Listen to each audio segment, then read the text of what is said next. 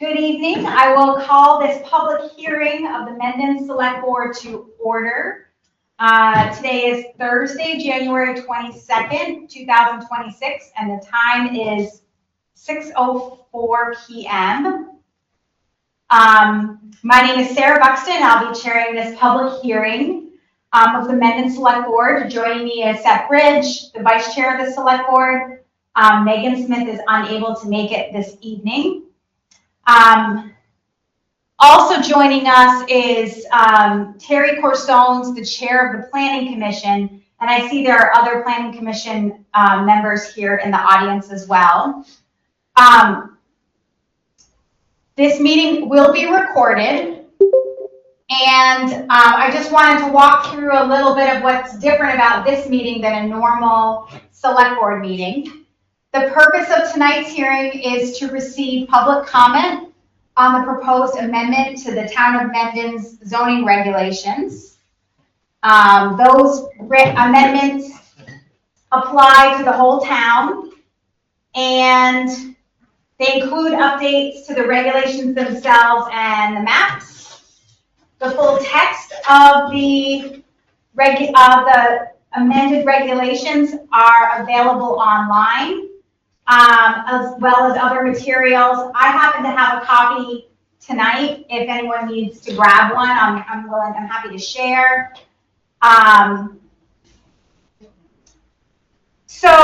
This is a public hearing.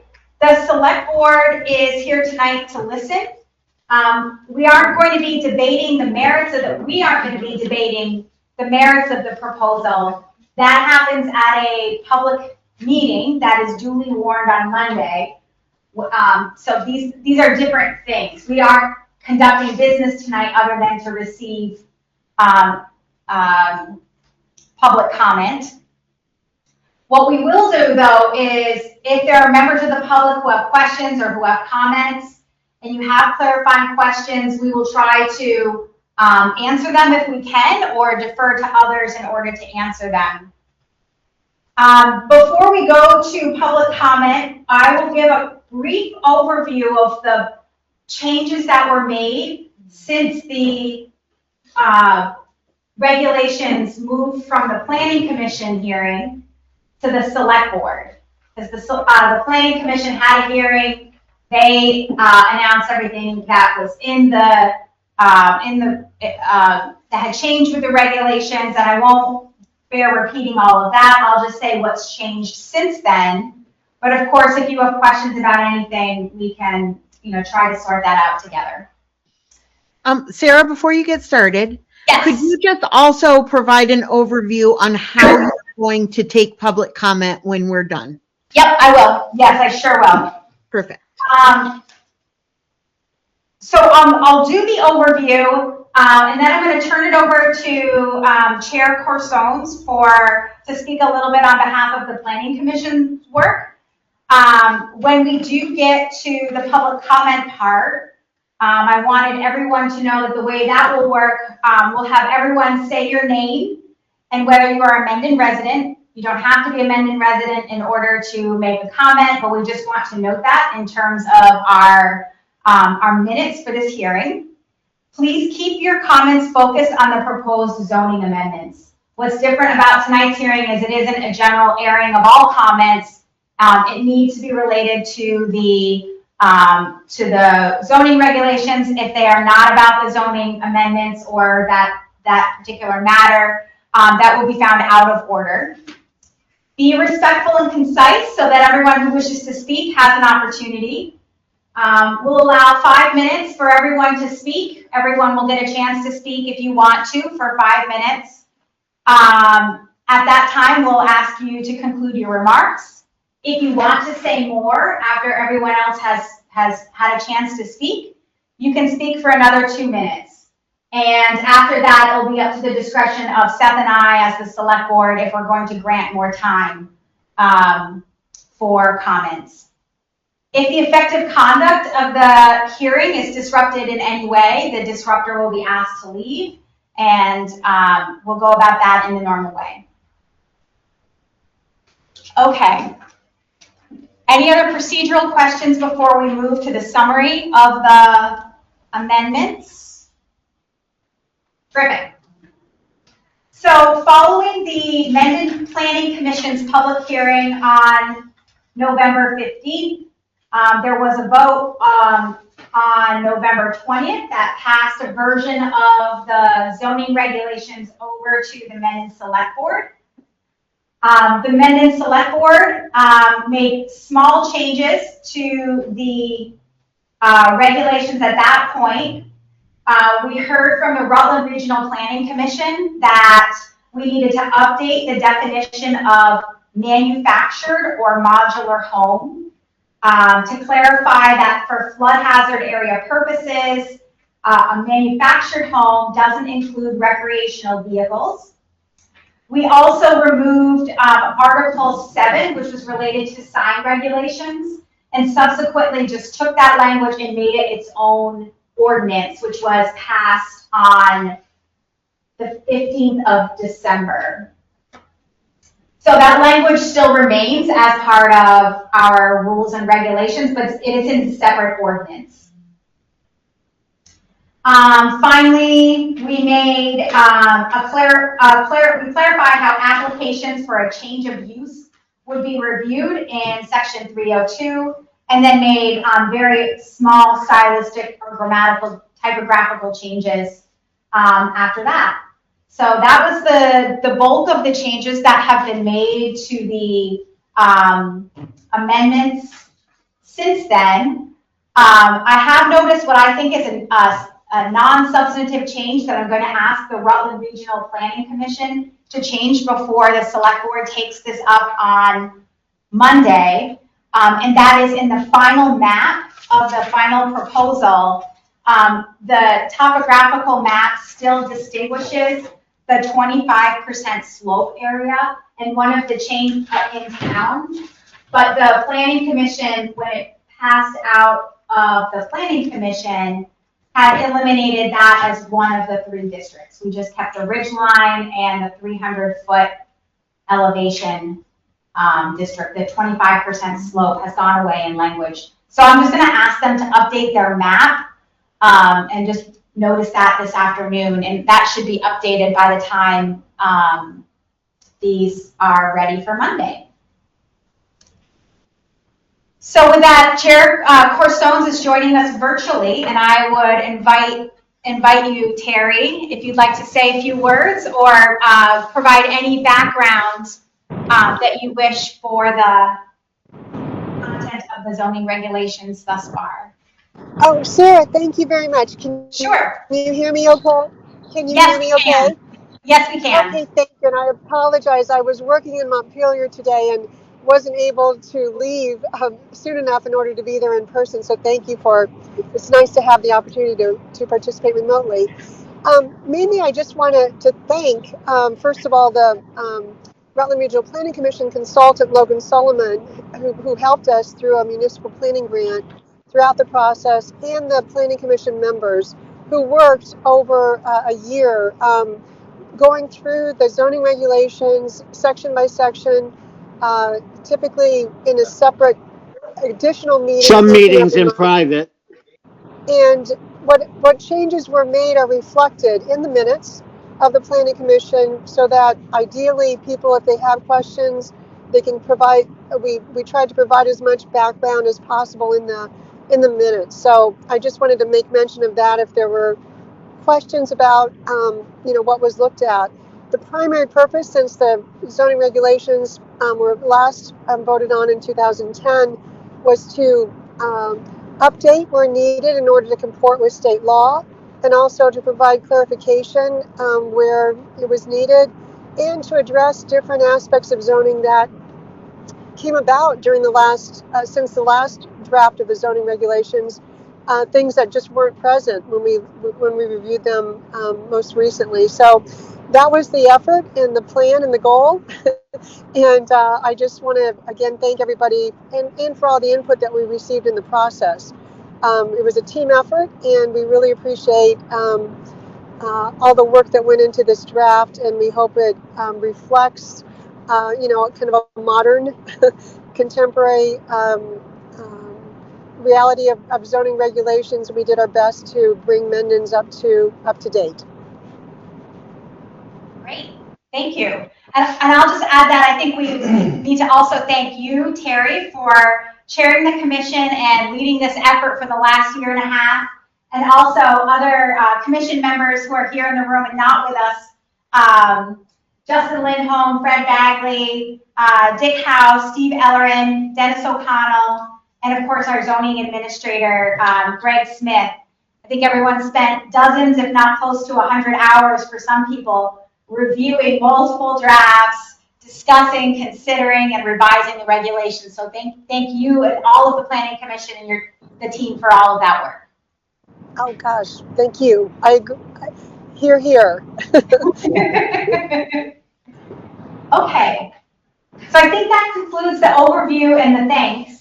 I will note before we go to comment that we have received one written comment from John Kalish, and I'm happy to read his comment. If others wish, we can also make sure the comment is put on the site, but it was great to get some substantive comments on concerns and clarifications that he thought were needed for height standards, corner yards, and conditional use thresholds.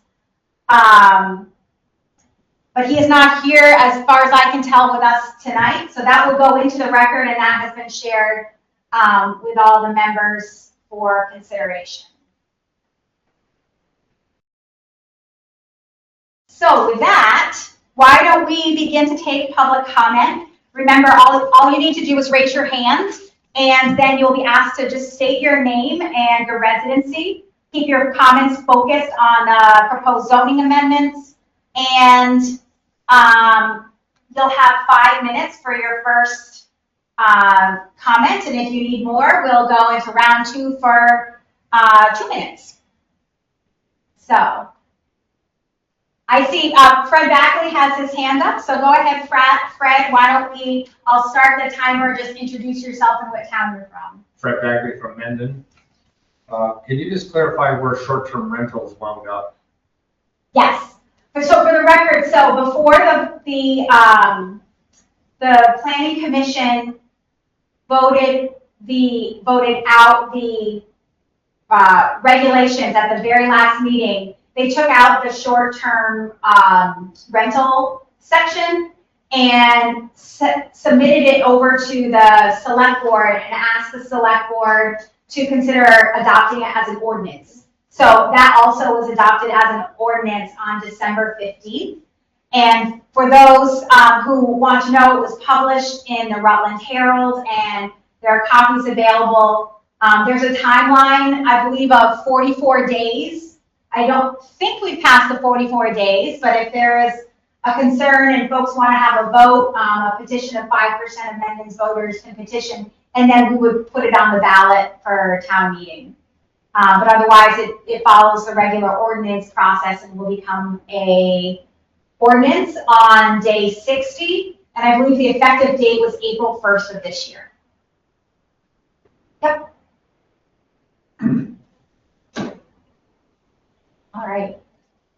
Carol Gates has her. Oh, Carol Gates has her hand up.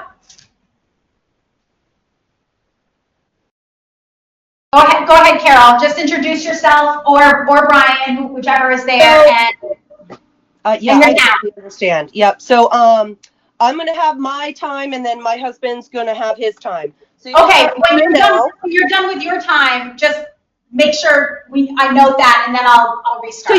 So you can set your little timer. Yeah. So so my comment is that I am vehemently against any change to the geographical map of the town. I was at every single public meeting that was conducted by the Planning Commission for this, and I never saw any mention of what the implications are of any land use change that you made to all the colors of the map. So I'm really concerned about people's public use of their land, any kind of development that they might want to have, because I don't trust any of you guys. Especially you, Buxton, because you do not own any property in this town. And you were on the working group, you're on the planning commission. None of these implications of these regulations impact you personally at all. And I am completely insulted as a resident of Mendon for the past 30 years for you to have that authority and that ability to change our map and our land use in this town when you own nothing. Now I'm going to set my time to my husband. Good luck. Okay, hold on, okay.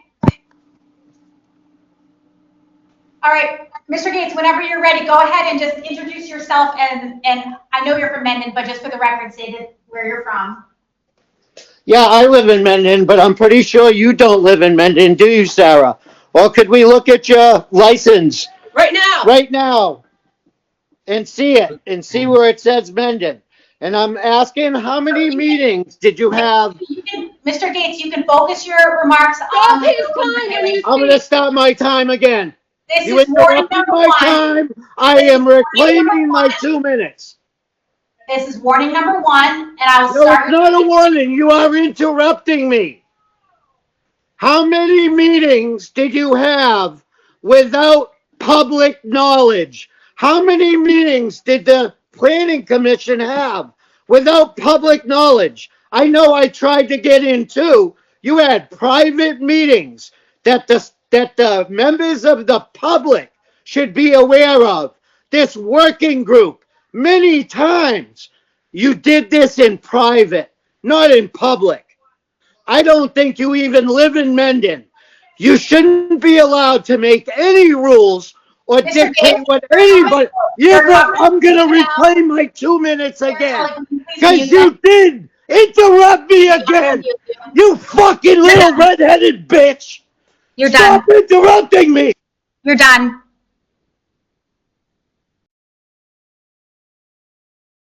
Okay.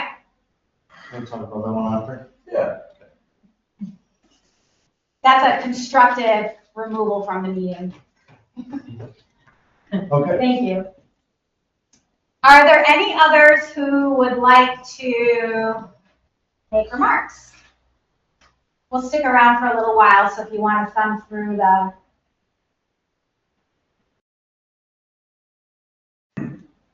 I'm Ann Singleiser. I live in Mendon, and I'm sorry I haven't been to some of the previous meetings.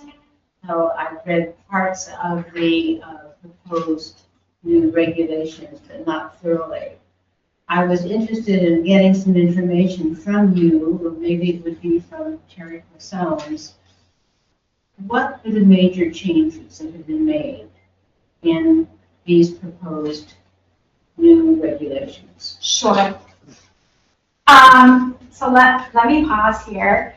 Terry, would you like to go through the major changes, or I also have the report that we had put together, and I can also bullet that part. But if you feel like you can rattle them off, I'm happy to defer to you. Thank you, Eric. I apologize. I couldn't. Is it ask? I believe we are like hearing the commission hearing. I don't have that at my fingertips. I wonder if that would be the easiest way to kind of go through the. Sure. Remember what I referred to? Sorry that. I apologize. I don't have it. That's Okay. okay. That's okay, and you're coming in and out. And so what I'll try to do is I've written down kind of this summarizing what was changed. I can read that. Okay. And then if Okay. you or Fred or Justin want to chime in on anything else that you think is important, feel free. Okay. Does that sound good? You sound better now, but a moment ago you weren't in a good reception area. Oh, I'm sorry. That's okay. Okay, so why don't I try to bullet the major changes. So as Terry mentioned, we tweaked some of the language to make sure it was in compliance with state law in the last 12 years or so. I think it's been 14 years, maybe 15 years. There's language for different references, to certain sections of statute that we updated. So examples of these changes included consolidating and reducing the number of districts in town from 13 to 6. So that was probably the biggest change that we made. We went from 13 districts to 6, and it includes a new protected lands district. Many of the residential districts that were very similar in their regulation were consolidated. The village district stayed, I think, exactly the same. And I think the commercial district stayed exactly the same. I don't believe, with the exception of the protected lands district, that the actual boundaries of the other districts changed so much as we just consolidated, residential 1, residential 2, and I think residential 3 all into one. Yeah, 1 and 2. And then rural and, all into 2 districts, and then rural and Wheelerville became 1. And So essentially, everything on Town Line Road stays the same, Yeah. except some of the little, like Lavender was its own district, even though it was really not substantially different from East Bridge and whatever, the rest of Town Line Road. And then 2 and 3 were scattered all over the place up here. They're all consolidated into Right. 2. And all the public lands, state, federal, and city, were all lumped into. Brought into 1. Those are the protected districts. Right. And we found in our initial mapping that over 75% of Mendon's property, I think now it's a recent map from the county, shows us over 80%, are protected in some way. So federal, state, or city owned. Some in protected conservation easements. And so those all became part of one big protected district. Other changes included, we defined what a primitive camp was, otherwise known as hunting camps. We initially did have the short-term rental regulation. It was subsequently taken out and made into an ordinance, but all that work was done. Yep, so all that work was done through the zoning updates. There is a section to regulate mobile businesses. Those are like food trucks. So now, prior, there was no reference to how that would be handled if someone wanted to come in and sell empanadas or something. So now you can get a temporary permit, and you can do that in certain parts of the town. We have some definition around solar arrays and what needs what kinds of permits. We don't touch any of the big solar arrays because the state law regulates that. We adjusted duplex and driveway standards. Let's see, what else did we do?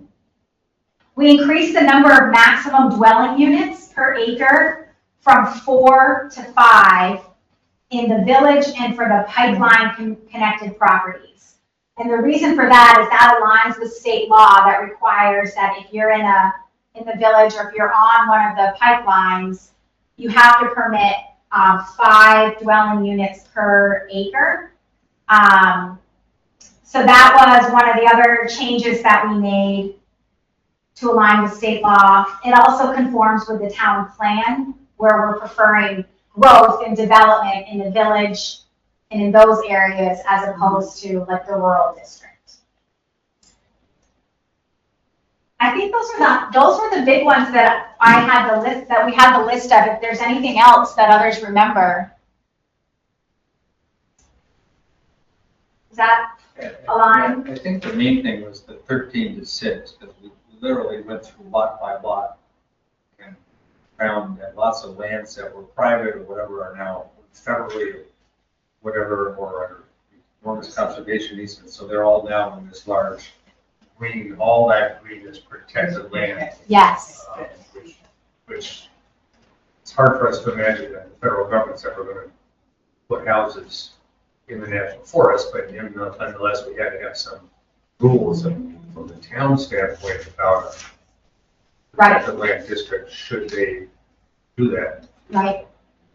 I should also say that even though it wasn't really an intentional change because they all became the same thing, what I mentioned earlier about doing away with the 25% slope districts, the regulations around the ridge lines stayed in place, and regulating the flood hazard areas, that all stayed in place. But the protected areas, naturally, by the way that we've regulated their growth, they included all of the same protections and I think sort of growth guardrails. And so we found that we didn't need all of these extra overlay districts. We just needed to call them all protected lands and have a little bit more of an intensive process if anyone wanted to go through and try to develop the land. Thank you very Yeah. much. Yeah. Sure.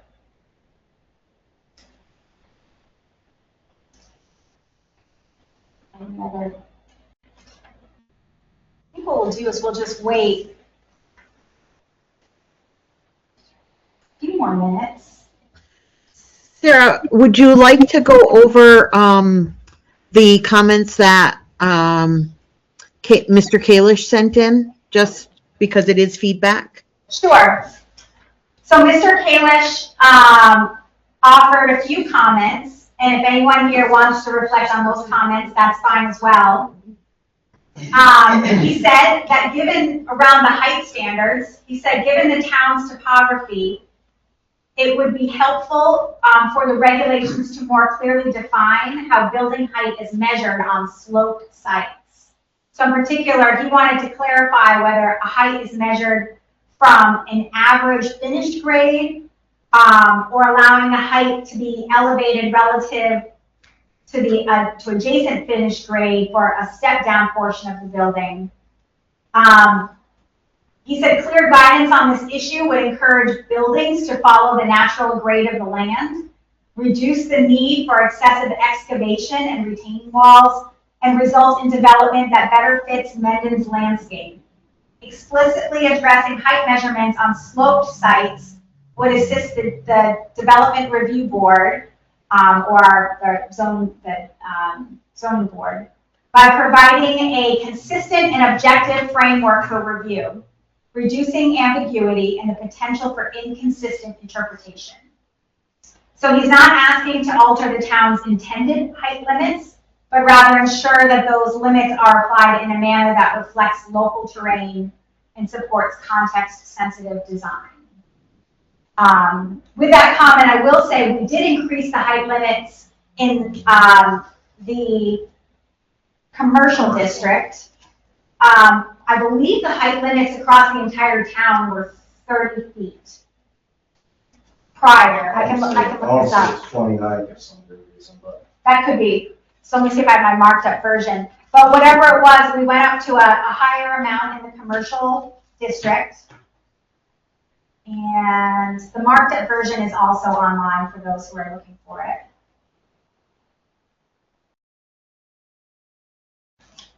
With some, I think with some restrictions on affecting visitors.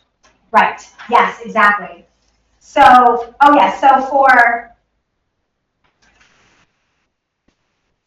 in the commercial district, it was 30 feet, and we went up to 50 feet, or 4 stories, or the lesser of that. And for we made no changes for the village district. It's still 30 feet.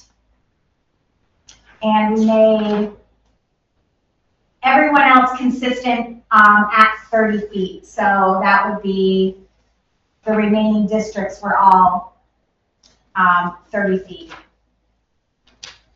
Looks like from my markup version. So that was Mr. Kalish's remark with the height standard.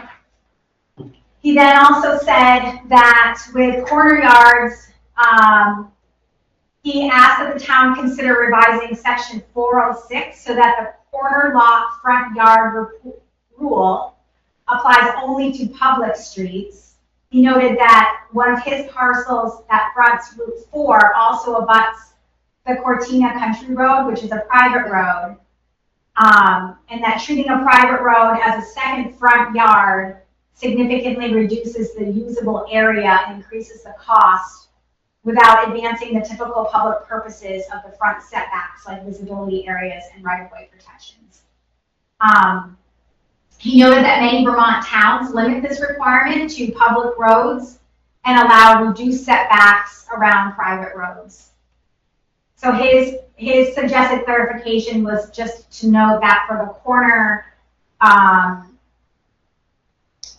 lots, that yards adjoining a public street or a right-of-way are treated as front yards, but if you're on a private road, you would consider that a side or a rear yard. And then his last comment was with regard to conditional use thresholds in the commercial district. And he said that the draft zoning appears to contain an internal inconsistency in the commercial district conditional use standards, where a building footprint threshold of 10,000 square feet and 20,000 square feet are both referenced as triggers for conditional use review. And he asked to clarify and consolidate this into a single consistent standard to improve predictability. And so we did receive that comment yesterday. I know I was going to take the weekend and look at that, but this and any other comment we received tonight will be, things that the select board can consider on Monday.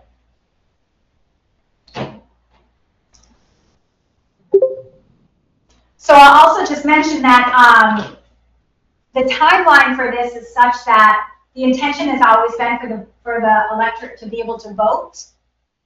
And in order to do that, the select board has to warn its articles on Monday. If we were to make substantive changes at this point, then any substantive changes would require another hearing like this. And so I haven't done exactly the math, but I think that the math would be such that we probably would miss the deadline for at least voting on it on town meeting day, which would be the most efficient use of all of our municipal resources. So I think that is something that the select board is going to have to consider with any substantive comments received. I think. Can you clarify the term substantive for the record? There isn't a definition for substantive. I think it's going to be judgment. I will say, in my judgment, I would think that updating a map to remove a district that isn't reflected, I don't think that's substantive. I think that's a mapping, sort of clerical update that doesn't change the substance of the rules. So I would say that wouldn't be substantive. If one of these things turned out to be a typographical error, as I'm sort of suspecting that maybe this last conditional use threshold one might be a typographical error, and if it's found that it just references the wrong section, and we can discover that and make sense of that, then I would say that would be a substantive error because it would hold true to the intent.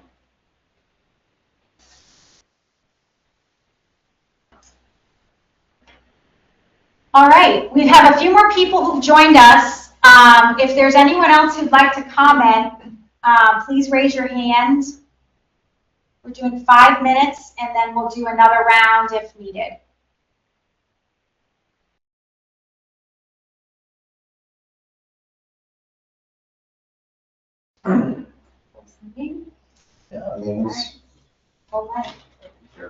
All right, so seeing no further comments, last call. I'll now close the public comment portion of the hearing. Sure. The public hearing on the proposed amendments to the Mendon zoning regulation is hereby closed. The select board will take the comments received tonight under advisement as part of its consideration of the proposed amendments and will consider a vote to warn the proposal for a vote of the Mendon voters by Australian ballot on town meeting day, which is March 3rd.